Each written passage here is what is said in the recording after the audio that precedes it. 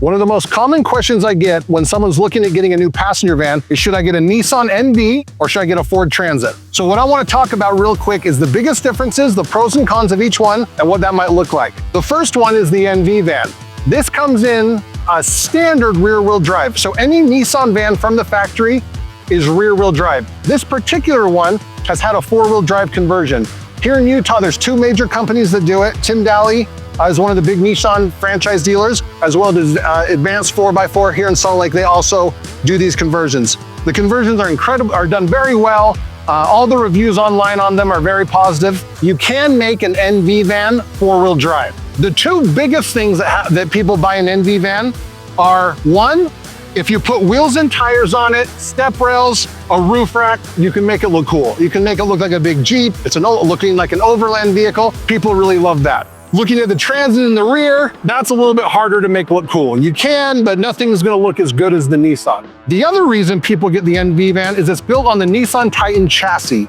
So this is a 3500 one-ton setup, so it can tow 9,500 pounds. That's probably the number one thing that people think about when they think about an NV van. The reason, the pro for it, is that it can tow. It's a 12 passenger, it can come, and it still tow a boat, trailer, things like that. So those two things, it tows 9,500 pounds and it can look really cool. When it comes to seating, on the NV van, it only comes 12 passenger. That's the only configuration there is. Now, the seats you can remove the seats, but they do not lay down. They do not reconfigure. There's only one thing you can do to them that's a slight reconfiguration. Is if you look down here, you can pop these plastic things off. That really is just covering it up, and the whole seat can move back about 8 inches. And you can do that for the third row as well. So second and third row each go back. You gain about 8 inches of space, and then you essentially take out the fourth row, and then this becomes an 8-passenger with more leg room and a little bit of storage in the back. I would say that is rarely used. When I talk to people that are using this on a day-to-day basis, that's not a common thing they're using it for, but that is a configuration that you can change it. This one also has 2 DVDs, so you can do some aftermarket DVDs. But when you're thinking about the comparison, do I want a Transit or do I want an NV? The two things you're thinking about with an NV is, man, it can tow and it looks cool. Now let's go over to the Transit van. Now what makes the Transit van is how many configurations it comes in. This is really what makes Ford so incredible when it comes to looking at a passenger van. Just to give you an idea, Ford Transits are the #1 sold passenger van by like 20 to 1. It's just unbelievably how many Ford Transits are being sold compared to the other makes and models. This one's a mid-roof. This is a 2023 EcoBoost all-wheel drive mid-roof. So it comes in a low roof, which is gonna be a little more. I actually have one here on the end, that white one down there.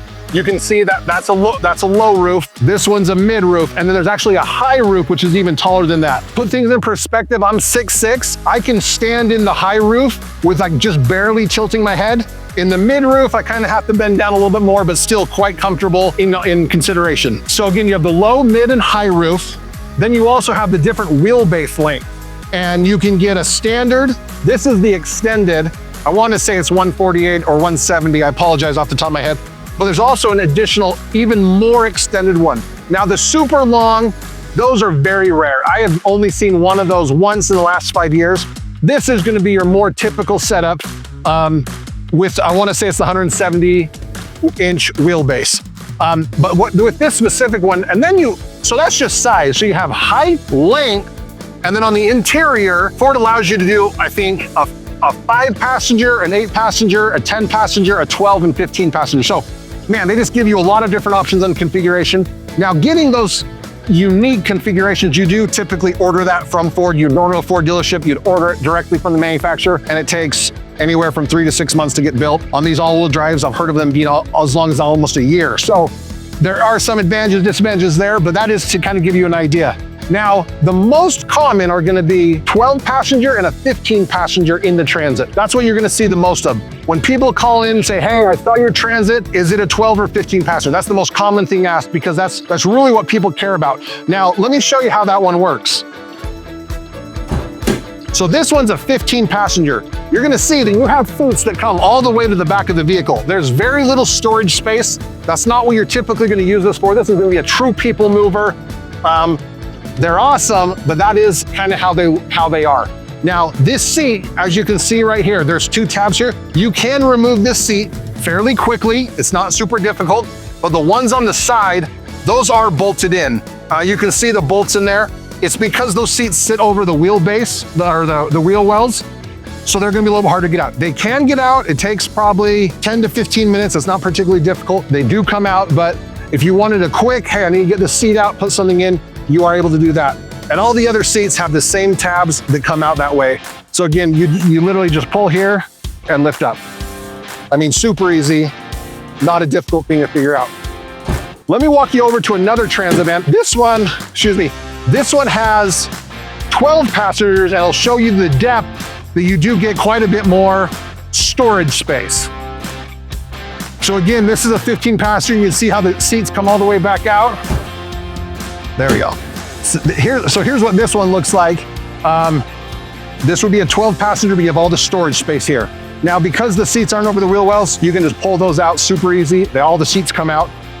So this is another common one that people really like. They want a passenger van, but also have a little bit of storage space. Similarly, the NV, as well as the Trans, those seats come to the edge of the vehicle as well. So there's not particularly a lot of storage in either of them. For the NV, you can put the roof rack on, which is something that makes it quite a bit nicer.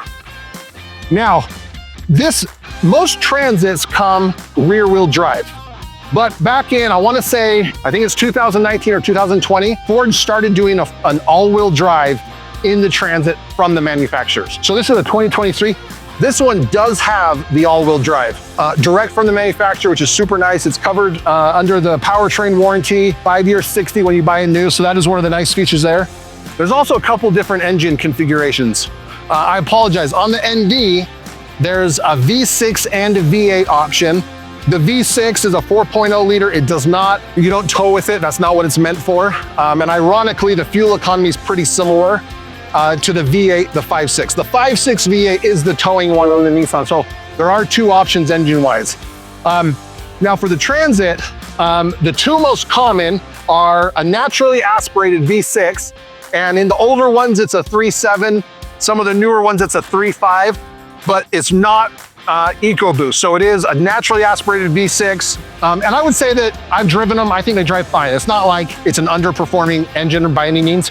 But the EcoBoost, that is probably the more sought after engine because it has 2 twin turbos, so you get better fuel economy. It's a little bit zippier. It responds nicer. So I would say when I talk to customers, when they're looking for a different passenger van and they're looking at the Transit, they ask the most common things. Is it a 15 or 12 passenger? Is it all-wheel drive? And does it have the EcoBoost? And one of the other really cool features that comes in the new ones, so in the older Transits, 19, 20, 21, 22, 23 even, when you get the XLT trim package, you're gonna get this bigger screen, which is super nice. It's a 12-inch screen. It gives you a ton of information on it. But one of the cool features of it, let me show you on the outside, is you have these cameras. So it uses the backup camera, your front focus camera, as well as these side cameras, and it gives you a 360 view when you're reversing. And when I talk to different families and people, that is one of their favorite features of the newer Transits, is when you're backing up with such a big vehicle, it's so monstrous, they feel like they can see around the vehicle, they know what they're looking for. Where the NV, you're not gonna get that. You do have parking sensors on the back and on the front. You have a rear view camera, but this does give you a little bit higher level of safety and comfort when you're backing up. So when it comes to, one of the things about people ask us, how do they drive? I would say the Transit drives like a big minivan. Okay, it handles like a minivan, it turns, you park it like that. That is something that I've found that some people do enjoy. Where the NV, it's gonna drive like a truck. It's on a 1-ton Nissan Titan chassis, it drives like a truck, it's big and bulky, you sit up higher, you feel a little safer.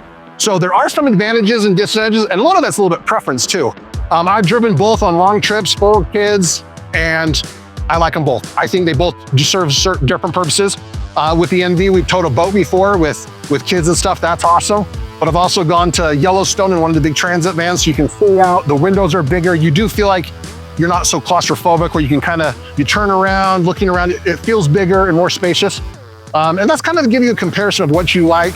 But ultimately, It's what are your needs personally, as well as what are your preferences driving, which will ultimately lead to it. But that'll give you at least enough information to say, which way do I want to lean and where do I want to start looking? So, hey, if you watched it this long, thanks for watching. We appreciate it. If you have any questions for me personally, you can text me or call me at 801-769-6010. I'm happy to answer any questions. Honestly, this is what I do every day.